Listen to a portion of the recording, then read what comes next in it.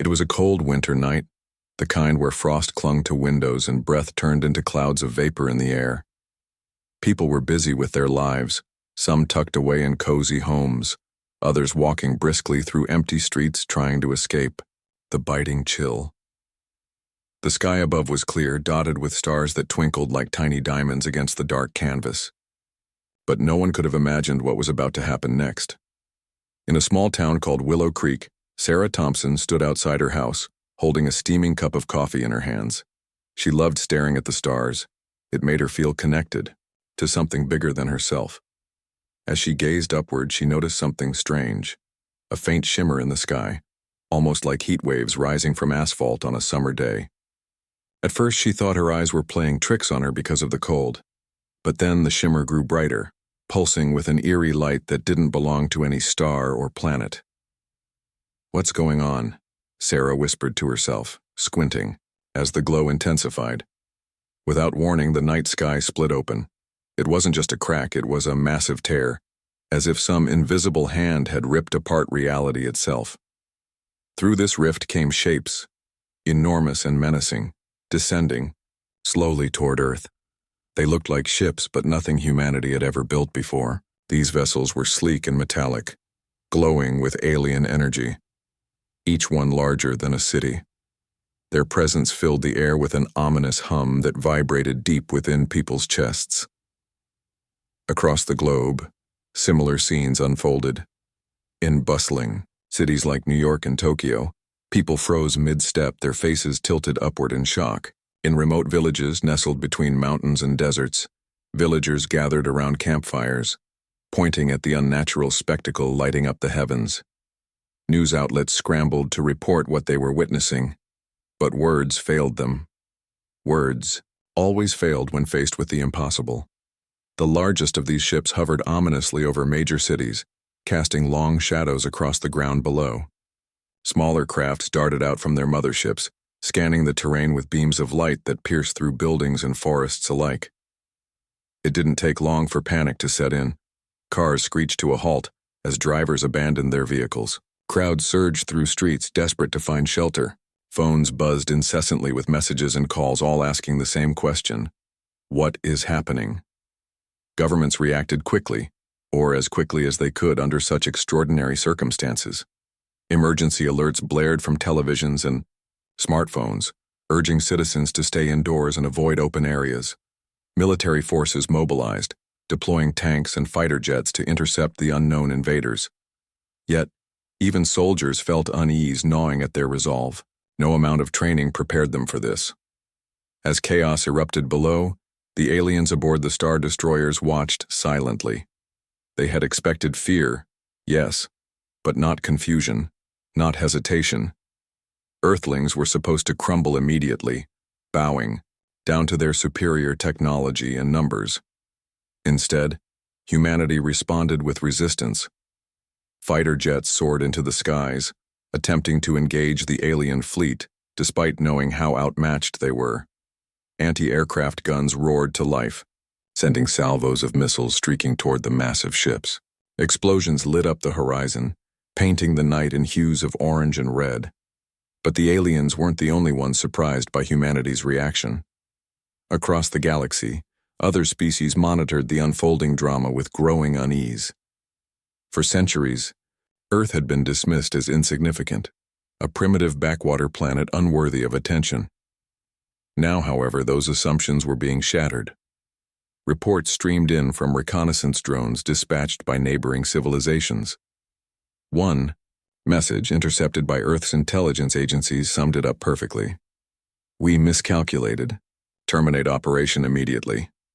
Back on Earth, Dr. Elena Carter sat glued to her computer screen inside a secret underground facility. Her mind raced as she analyzed data streaming in from satellites and radar systems. The woman who had once dreamed of exploring the stars now found herself preparing to defend her home against those very same celestial wonders. Beside her, technicians worked furiously, inputting commands and monitoring readouts. Every second counted. Elena couldn't help but think about her son, Max, who was safe at his grandmother's house miles away. She had promised him they'd stargaze together tonight, but now those stars seemed more dangerous than beautiful. Shaking off the thought, she focused on the task at hand. Humanity's survival depended on her ability to think clearly and act decisively. Meanwhile, ordinary people continued to fight back in whatever way they could. In Chicago, a group of teenagers used fireworks to distract an alien drone, allowing dozens of trapped civilians to escape. In London, a retired engineer rigged makeshift EMP devices using spare parts from his garage, disabling several enemy probes. Stories like these spread rapidly online, inspiring others to join the effort. Social media platforms became rallying points connecting strangers united by a common cause, protecting their planet. For every victory, though, there were losses. Cities burned, homes were destroyed, and families were torn apart. Hospitals overflowed with wounded, and makeshift morgues sprang up in gymnasiums and churches. Despite the devastation, hope refused to die.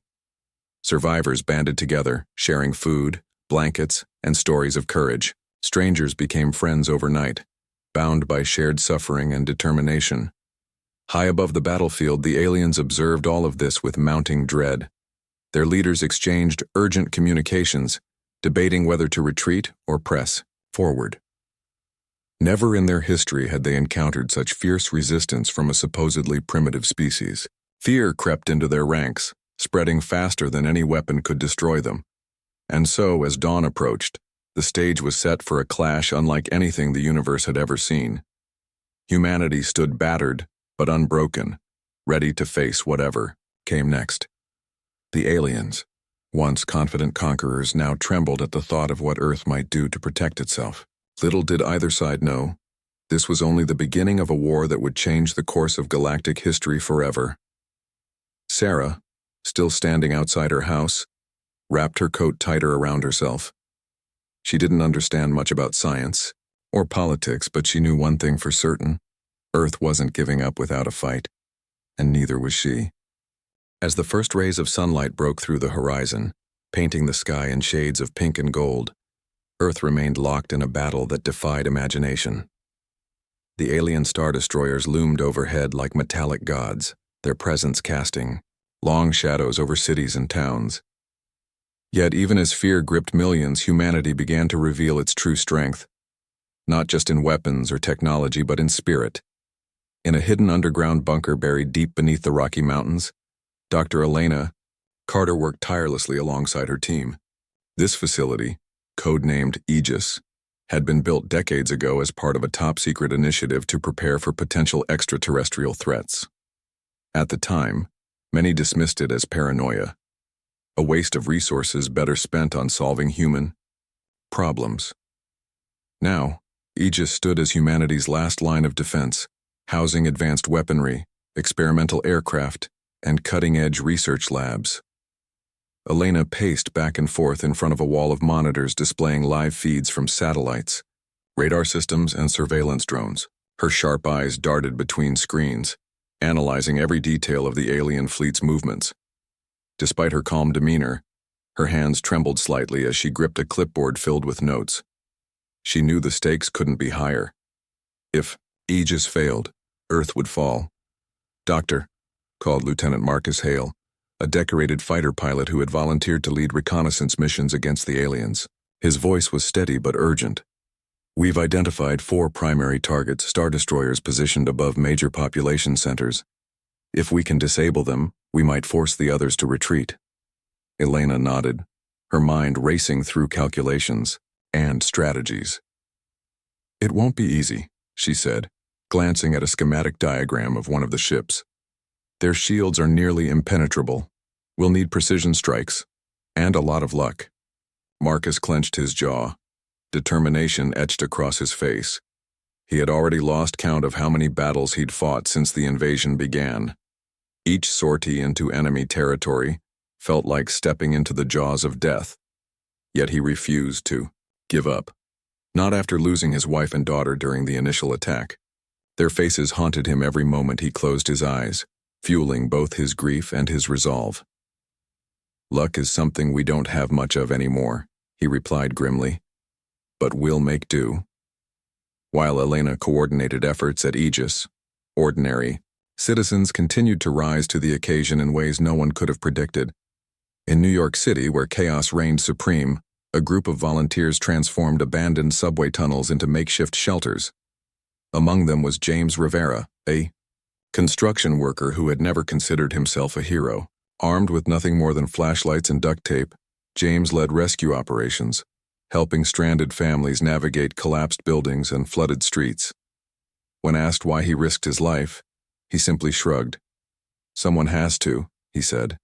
"If not me, then who?" Hundreds of miles away in a small farming community in Iowa, Sarah Thompson, the same woman who had watched the sky tear apart the previous night, found herself organizing food drives for displaced neighbors. Her kitchen table became a command center of sorts, covered in maps, lists, and handwritten notes. With phone lines down and internet spotty at best, Sarah relied on word of mouth to spread information about safe zones and supply drops. "We're all we've got right now," she told anyone who doubted her efforts. "And if we stick together, maybe we'll get through this." Back in the skies above Earth, humanity's fighters launched another daring assault. Squadrons of experimental jets roared into action, their engines screaming defiance against the invaders. These planes, developed under Project Aegis, utilized quantum energy fields to enhance speed and maneuverability. Though outnumbered and outgunned, the pilots flew with unmatched skill and bravery, weaving through enemy fire to strike vital points on the Star Destroyers. One such pilot was Captain Emily Chen, whose call sign was Phoenix, known for her quick thinking and fearless flying. Emily led a team tasked with disabling the largest ship hovering over Los Angeles. As they approached their target, alien drones swarmed around them, firing relentless bursts of plasma. The cockpit shook violently as explosions erupted nearby, sending shockwaves rippling through the air. "Hold steady," Emily barked into her headset, her voice cutting through the chaos. "Stick to the plan," her squadron responded with precision, splitting into pairs to distract the drones while she made a direct run at the Star Destroyer's shield generator. Sweat dripped down her forehead as she lined up her shot, fingers tightening on the controls. For a brief moment, time seemed to slow. Then, with a deafening roar, her missile struck true, piercing the shield and leaving the massive vessel vulnerable. "Yes!" Emily shouted triumphantly, banking hard to avoid retaliatory fire. "That's how you do it!" The success of Operation Phoenix marked a turning point in the war. For the first time, humanity had proven it could hurt the invaders, not just annoy them. News of the victory spread quickly, boosting morale among soldiers and civilians alike. Social media platforms lit up with messages of gratitude and admiration for the brave pilots who risked everything to protect their planet. Yet, despite these hard-won gains, challenges remained. Alien reinforcements poured through the rift in increasing numbers, determined to crush Earth's resistance once and for all. Casualties mounted on both sides and supplies dwindled alarmingly fast. Even within Aegis, tensions ran high as scientists and strategists debated the next move. "We can't keep fighting like this," muttered General Robert Hayes, commander of Earth's defense forces. His grizzled face bore the weight of countless sleepless nights, and his voice carried a note of desperation. "Sooner or later, we're going to run out of options." Elena turned to face him, her expression resolute. "There's always an option," she said firmly. "We just have to find it." Her words resonated deeply, especially when shared publicly during a rare broadcast addressed to the entire planet. Standing before cameras rigged inside Aegis, Elena spoke directly to billions of people watching from shattered homes and crowded shelters. Her message was simple yet powerful. "They came here thinking we were weak, but they underestimated us. We may be scared, we may be tired, but we are far from defeated. Together, we will show them what it means to mess with Earth." The speech electrified audiences worldwide, reigniting hope in hearts battered by loss and uncertainty. People rallied around Elena's call to action, finding strength in unity. From students building makeshift radios to communicate with isolated communities, to elderly retirees sewing blankets for refugees, everyone played a role in humanity's fight for survival. Even children contributed in unexpected ways. In Colorado, Springs, a boy named Liam, uploaded a video to social media that went viral overnight. Sitting cross-legged on his bedroom floor, surrounded by drawings of spaceships and heroes, he recounted the story of losing his father during the invasion. Tears streamed down his face as he spoke, but his voice grew stronger with each word. "We've already lost so much," Liam said, clutching a worn photo of his dad. "But if we don't fight back now, we'll lose everything. Let's make them remember us forever." Liam's heartfelt plea touched millions, inspiring acts of courage and selflessness. Donations poured in to support relief efforts, and volunteers stepped forward to aid the wounded and displaced. Soldiers on the front lines reported feeling renewed determination, knowing their sacrifices weren't in vain. Meanwhile, Elena and her team worked around the clock to develop new strategies. One proposal involved activating Project Genesis, a doomsday weapon designed to collapse the rift entirely. However, doing so required immense power and sacrifice. The device needed to be placed near the rift's epicenter, meaning those stationed there would almost certainly perish. "It's a suicide mission," Marcus admitted quietly, staring at blueprints of the Genesis mechanism. "But if it works..." "It has to work," Elena interrupted, her tone unwavering. "For everyone who's died, for everyone still fighting, we owe it to them to try." As discussions continued, humanity prepared for what might be its final stand. Pilots polished their helmets, mechanics fine-tuned engines, and families said tearful goodbyes. Above all else, people held on to hope, the belief that no matter how dark things seemed, light could still break through. And so, as the sun dipped below the horizon once more, casting Earth in shadow, preparations intensified. The aliens watched uneasily, sensing that their opponents were planning something drastic. What they didn't realize was that humanity's greatest weapon wasn't technology or strategy. It was the unyielding will to survive. The night was eerily quiet, save for the distant hum of alien ships and the occasional rumble of explosions echoing across the horizon. Earth had endured days of relentless attacks, but the tide of the battle was beginning to shift. Humanity's hidden strength had emerged, not just in weapons or technology, but in the unity and resilience that defined them as a species. Now, they stood on the brink of their most daring move yet. Deep beneath the surface of the planet, inside the fortified walls of Aegis headquarters, Dr. Elena Carter stared at schematics of Project Genesis. Her brow furrowed as she traced her finger along the blueprint, mentally calculating every variable. The device was humanity's last hope, a massive weapon capable of collapsing the rift in the sky and cutting off the alien invaders' reinforcements. But activating it would come at a cost. To position Genesis near the rift's epicenter, volunteers would need to place themselves directly in harm's way. Many wouldn't return. General Robert Hayes paced nervously behind her, his boots clicking against the cold concrete floor. "Are you sure this is our only option?" he asked, his voice tinged with doubt. "If we lose Genesis, or worse if it fails, we'll have nothing left." Elena turned to face him, her expression unwavering. "We don't have time for second-guessing," she said firmly. "Every moment we delay gives them more time to regroup. If we want to end this, we have to act now." Hayes sighed heavily, rubbing his temples. He knew she was right, but the weight of sending soldiers to their deaths weighed heavily on him. "Then let's make damn sure it works." Across the globe, preparations for Operation Genesis were underway. Fighter jets armed with experimental ordnance lined runways, ready to escort the transport carrying the Genesis device. Engineers worked tirelessly to calibrate its systems, ensuring it could withstand the immense energy required to seal the rift. Meanwhile, ordinary citizens rallied together, offering whatever support they could.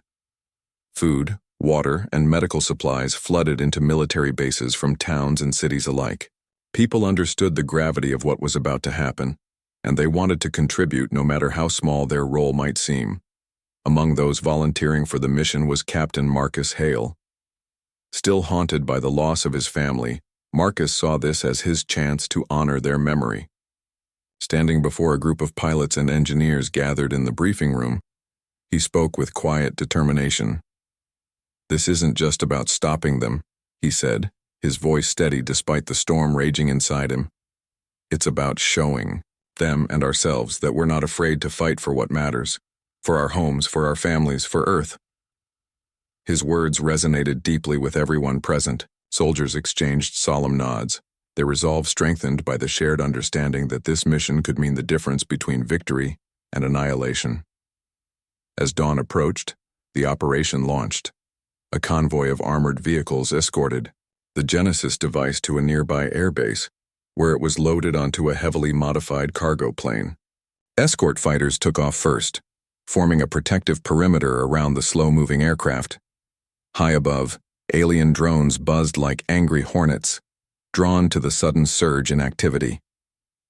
In the skies over Europe, Captain Emily Chen led another squadron tasked with drawing enemy fire away from the Genesis convoy. Her team zigzagged through clouds of plasma bursts, dodging enemy projectiles while returning fire with precision. Each explosion sent shockwaves rippling through the air, shaking the cockpits of their planes. Despite the chaos, Emily remained calm, her focus razor-sharp. "Phoenix actual to all units," she radioed, her voice cutting through the static. "Stay tight and keep moving. We can't afford any mistakes." Below, in the heart of New York City, Sarah Thompson watched the aerial battle unfold from her rooftop. She clutched a pair of binoculars tightly, her breath catching in her throat as streaks of light illuminated the darkened sky. Though terrified, she felt an odd sense of pride, knowing that humanity wasn't backing down. Even in the face of overwhelming odds, people refused to give up. Back at Aegis, Elena monitored the progress of the operation from her command center. Screens displayed live feeds from satellites and surveillance drones, tracking both the Genesis convoy and the alien fleet. Every update brought new challenges. Enemy reinforcements converging on the convoy. Unexpected malfunctions in the Genesis device. But Elena remained composed, issuing orders with clarity and purpose.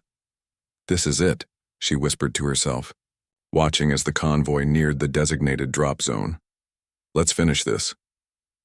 The final leg of the journey proved the most perilous.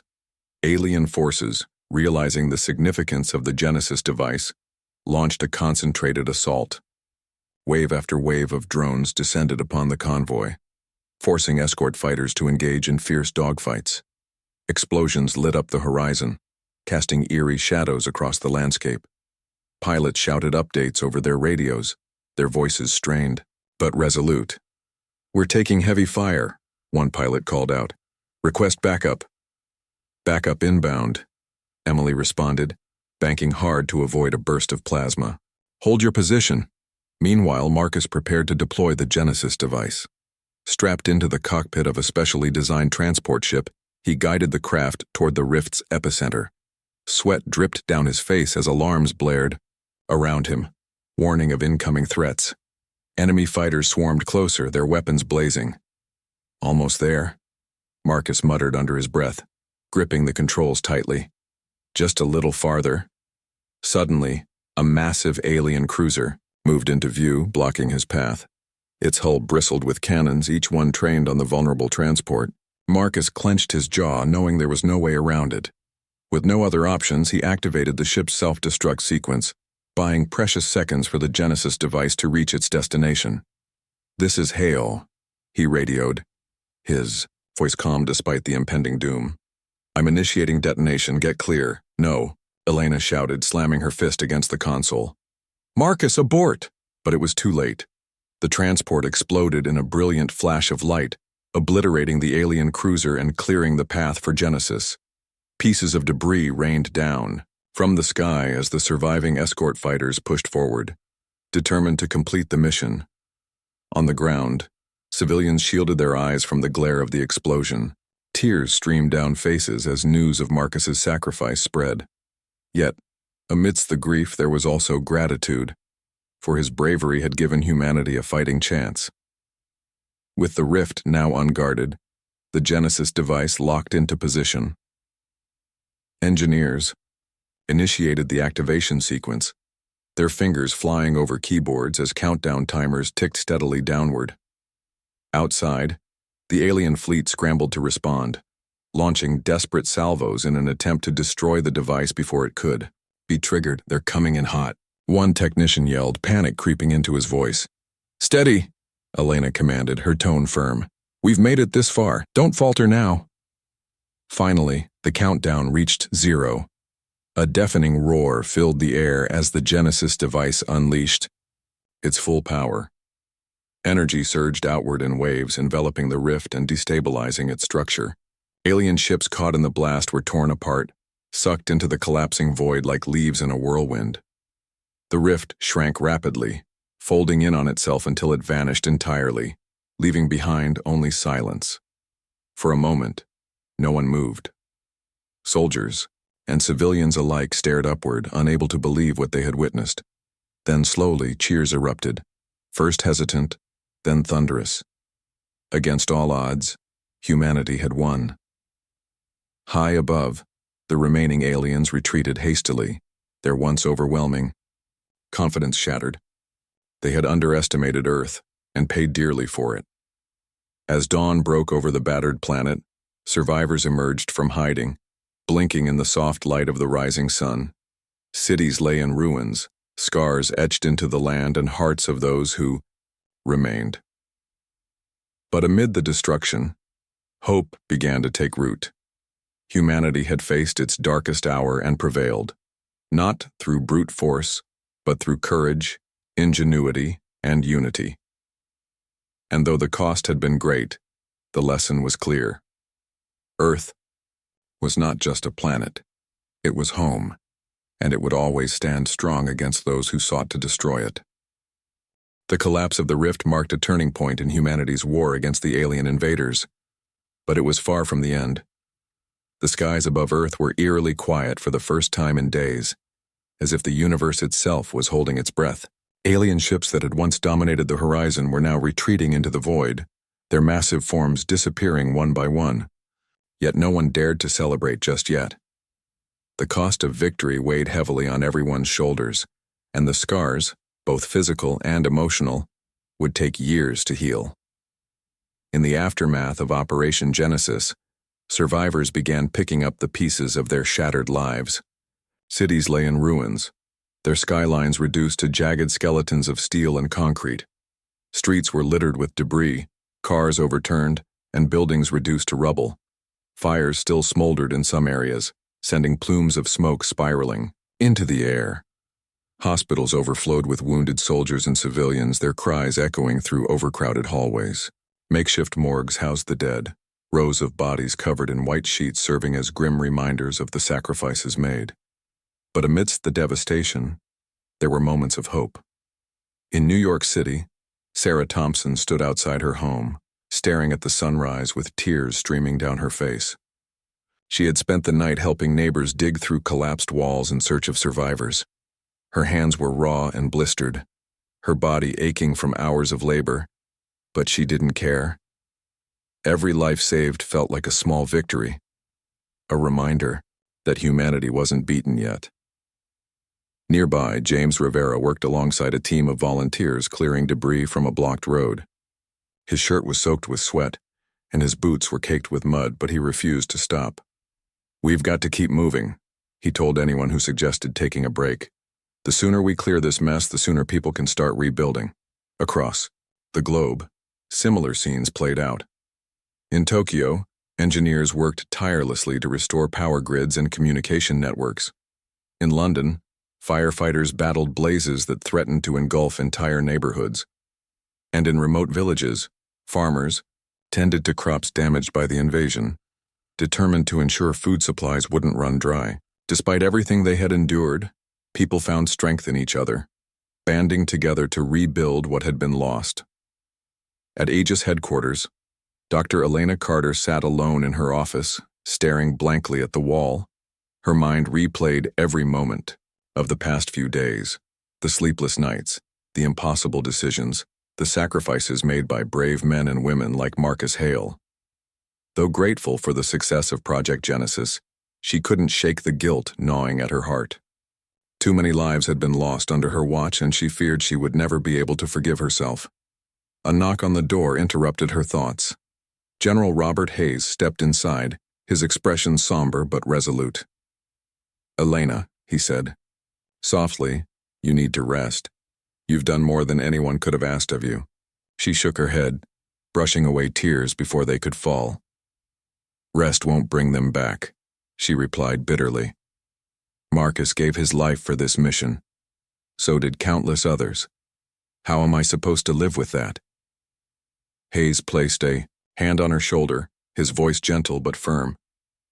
"By honoring their sacrifice. They didn't die so we could wallow in grief. They died so we could build a better future. That's what they'd want us to do." His words struck a chord deep within her. Slowly, Elena nodded, resolve replacing despair. She knew he was right. Humanity had been given a second chance, and it was up to them to make the most of it. Meanwhile, in Colorado Springs, young Liam uploaded another video to social media. This time, instead of mourning his father's death, he spoke about the courage shown by ordinary people during the invasion. "I used to think heroes were only in movies or books," he said, smiling faintly. "But now I know they're real. They're my mom who stayed strong even when she was scared. They're the doctors and nurses working day and night to save lives. They're everyone who kept fighting, even when it seemed hopeless. Thank you for showing me what true bravery looks like." Liam's message resonated deeply, inspiring millions around the world. People shared stories of kindness and resilience, celebrating the acts of heroism that had emerged from tragedy. Social media platforms became virtual memorials, filled with tributes to those who had fallen. For the first time since the invasion began, humanity felt united, not just in grief, but in gratitude and determination. As days turned into weeks, efforts to recover and rebuild intensified. Governments collaborated on an unprecedented scale, pooling resources and expertise to address the crisis. Scientists studied remnants of alien technology left behind, unlocking secrets that promised to revolutionize fields ranging from medicine to energy production. Innovations born out of necessity transformed industries, creating new opportunities for growth and progress. Dr. Elena Carter led these research initiatives, pouring her energy into understanding the aliens' advanced systems. Her discoveries hinted at the existence of other civilizations scattered throughout the cosmos, some peaceful, others hostile. The implications were staggering. Humanity now faced a choice: remain isolated, content to focus solely on healing wounds, or venture boldly into the stars as equals. For many, the answer was clear. Earth's triumph over the alien invaders had proven something profound: that humanity was capable of greatness when united by a common cause. It was time to step out of the shadows and claim their place among the stars. Back in Willow Creek, Sarah Thompson joined a community meeting held in the local school gymnasium. Chairs were arranged in neat rows and a makeshift stage stood at the front of the room. Residents gathered to discuss plans for restoring their town, sharing ideas and offering support. When Sarah rose to speak, her voice trembled slightly, but her words carried conviction. "We've been through hell," she began, pausing to collect herself. "But look at us now. We're still here, still standing. That says something about who we are, not just as individuals but as a community. Let's use this opportunity to build something better than what we had before, something stronger, kinder, and more resilient." Her speech earned thunderous applause, and soon, volunteers signed up to tackle projects ranging from repairing infrastructure to planting community gardens. Hope blossomed like spring flowers, spreading warmth and light where darkness had once reigned. Even children played a role in the recovery effort. Schools reopened, albeit temporarily housed in tents and trailers, and students participated in programs designed to foster creativity and problem-solving. Art contests encouraged kids to express their feelings about the invasion, while science fairs showcased inventions inspired by alien technology. One particularly inventive student created a prototype water purifier using materials scavenged from abandoned electronics, earning praise from teachers and parents alike. High above Earth, satellites monitored the skies, ensuring no new threats emerged. Pilots like Captain Emily Chen continued patrolling the atmosphere, their fighter jets ready to intercept any sign of danger. Though tensions remained high, Confidence grew with each passing day. Humanity had proven it could defend itself, and it stood prepared to do so again if necessary. Yet perhaps the greatest legacy of the invasion was the renewed sense of purpose it instilled in people. No longer content to simply exist, humanity embraced the idea of striving for something greater. Artists painted murals depicting scenes of unity and triumph. Musicians composed songs celebrating resilience and hope. Writers penned novels exploring themes of courage and sacrifice. Creativity flourished, fueled by the belief that even in the darkest times beauty could shine through. As the months passed, Earth began to heal. Buildings rose from the ashes, streets buzzed with activity, and laughter returned to parks and playgrounds. The scars of war remained visible, but they served as reminders, not of defeat, but of survival. Humanity had stared into the abyss and emerged stronger than ever, and though the galaxy beyond Earth's borders remained vast and unknown, one thing was certain: humanity was ready to face whatever came next. For the first time in history, Earth wasn't just a planet. It was a beacon of hope, shining brightly in a universe full of uncertainty. The final chapter of this story hadn't been written yet, but one truth rang loud and clear. Humanity's journey was far from over. Together they would forge a future worth fighting for, a future defined not by fear but by courage, unity, and an unshakable belief in the power of hope. As the months turned into a year, Earth began to transform in ways no one could have predicted. The scars of the alien invasion remained etched into the land and the hearts of its people, but from those wounds sprouted something extraordinary, a renewed sense of purpose and unity. Humanity had faced extinction and emerged stronger, wiser, and more determined than ever before. In Willow Creek, Sarah Thompson stood on her porch once again, watching the sunset paint the sky in hues of orange and purple.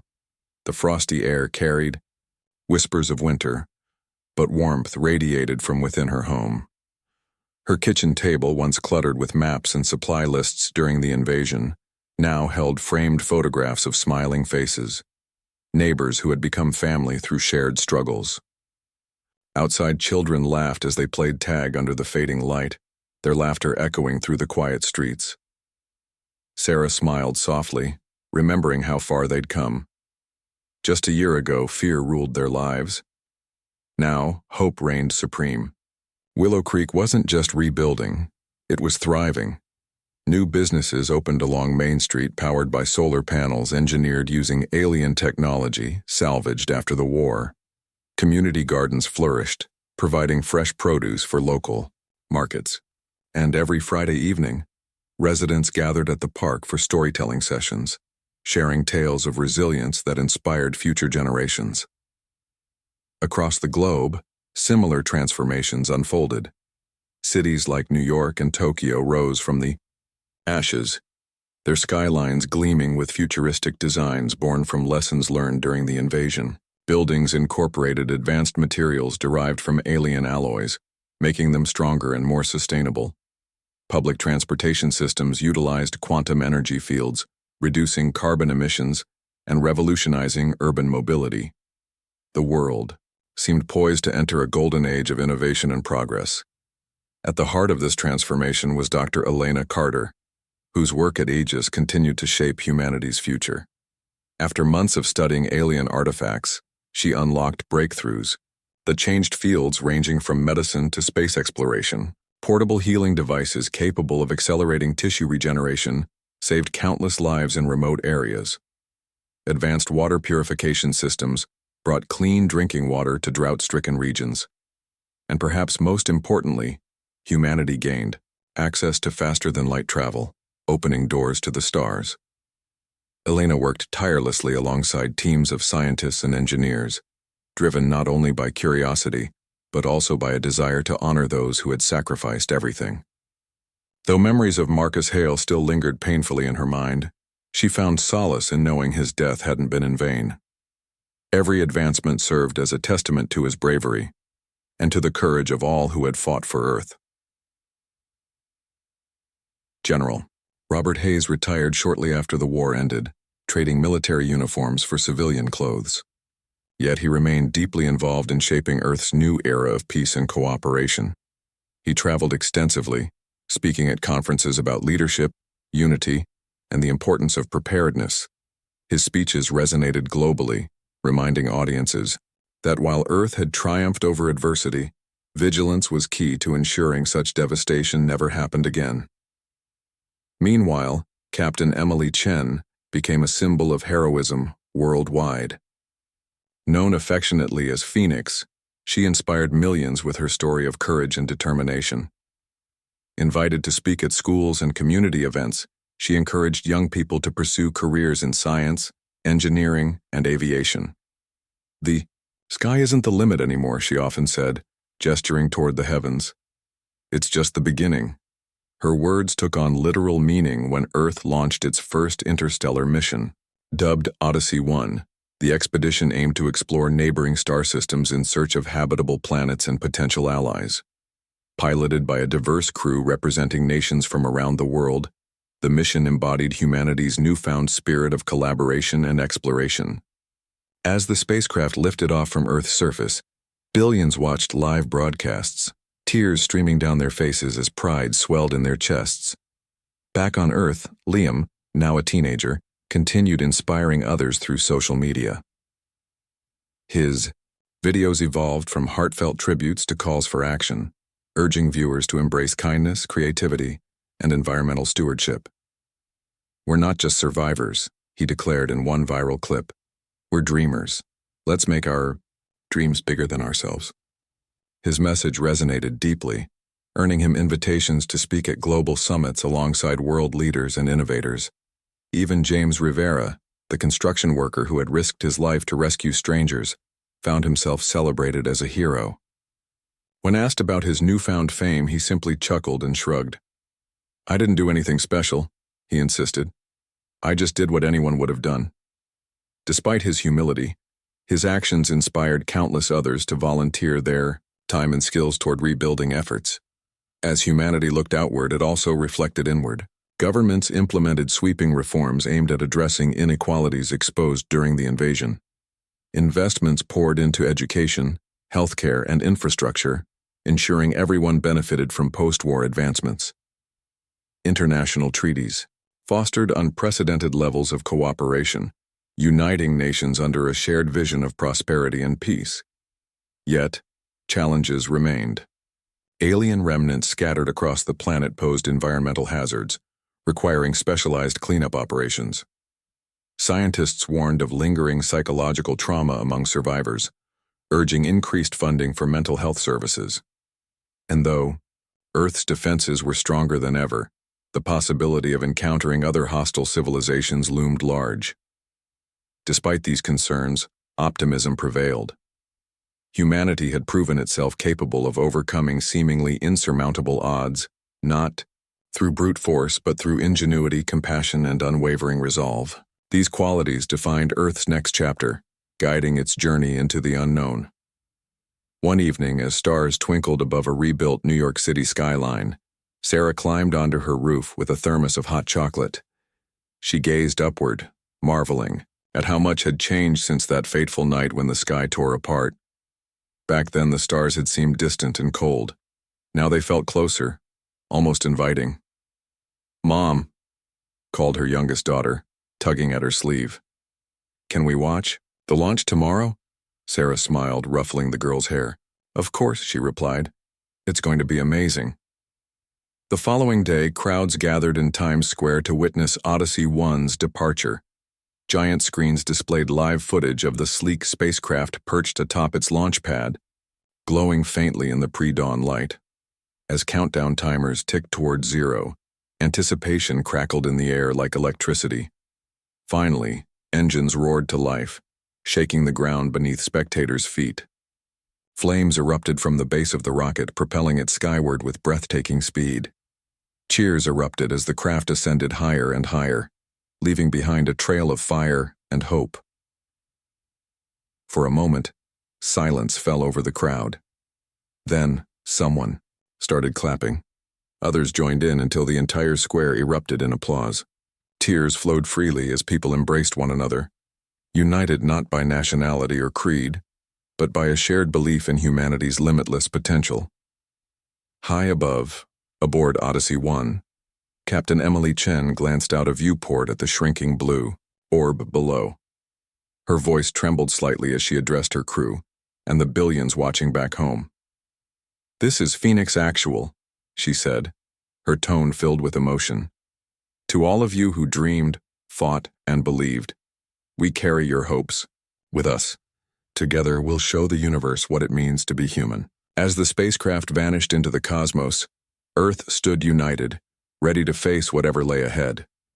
The aliens who had once terrified humanity were long gone, their arrogance replaced by fear. But Earth wasn't content to remain passive. With every challenge overcome, humanity grew stronger, bolder, and more determined to carve out its place among the stars.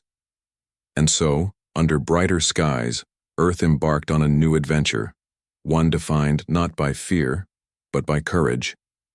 For the first time in history, humanity truly felt alive, stepping boldly into the future with hearts full of hope and eyes fixed firmly on the horizon.